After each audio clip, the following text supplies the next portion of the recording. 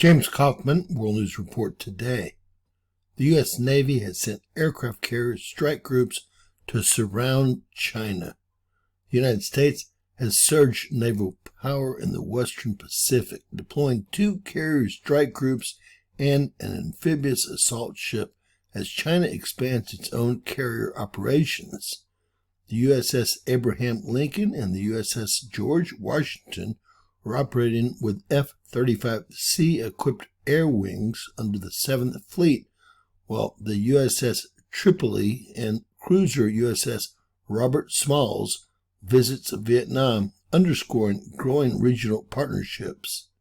Washington casts the move as routine support for a free and open Indo-Pacific, but they also answer Beijing's maturing blue water ambitions, highlighted by sea trials of China's 3rd carrier, the Fujian. Expect an elevated U.S. presence as this maritime competition deepens. The United States has moved 2 aircraft carrier strike groups, including submarines and amphibious assault ships, across the Western Pacific this week, marking one of the most visible demonstrations of American naval power in the region as China continues to expand its maritime presence. Notably, the aircraft carriers deployed to the area are equipped to deploy F-35 stealth fighters. The move comes as Beijing pushes to modernize its armed forces and projects naval strength through its own carrier deployments, and as its newly assembled warship groups sail through contested waters.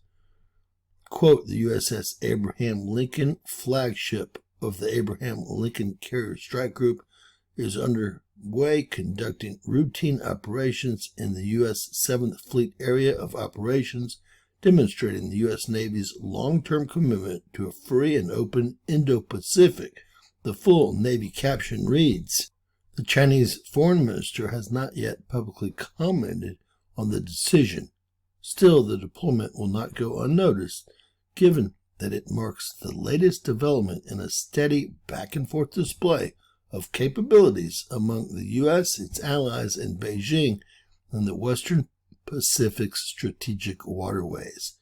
The F-35s aboard the American carriers remain central to U.S. naval presence in the region.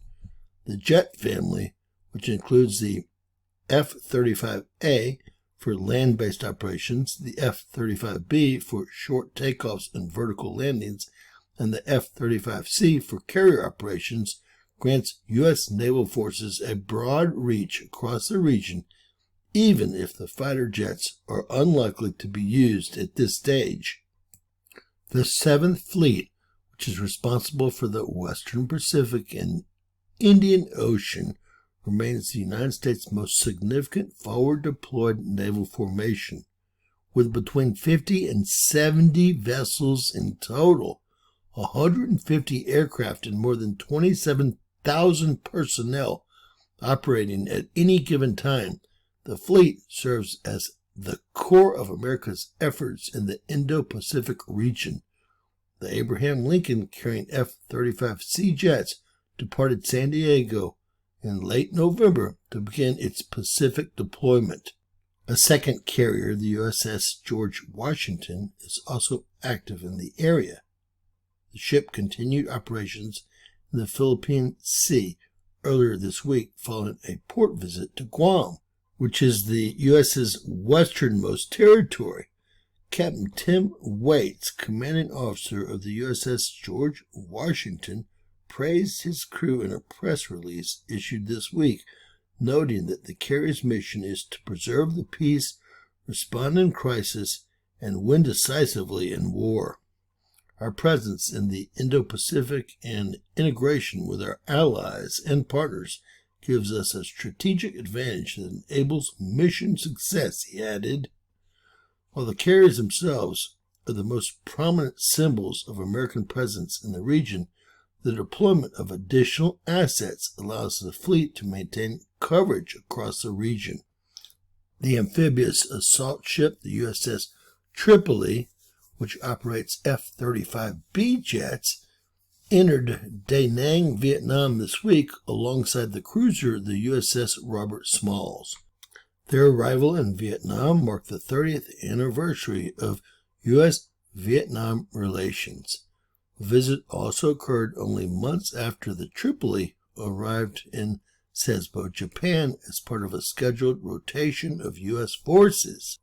Speaking about the visit by the Tripoli, the U.S. ambassador to Vietnam, Mark E. Napper, described the event as heartening proof that the U.S. and Vietnam remain as close as ever. The visit by the USS Tripoli and the USS Robert Smalls coming as we close out celebrations to mark the 30th year of bilateral relations is proof that the U.S.-Vietnam partnership has never been better, Napper said. It's also heartening to see the warm welcome that U.S. service members have received here in Da Nang, a city that holds a special place in the history of our bilateral relations and recently faced challenges following multiple typhoons.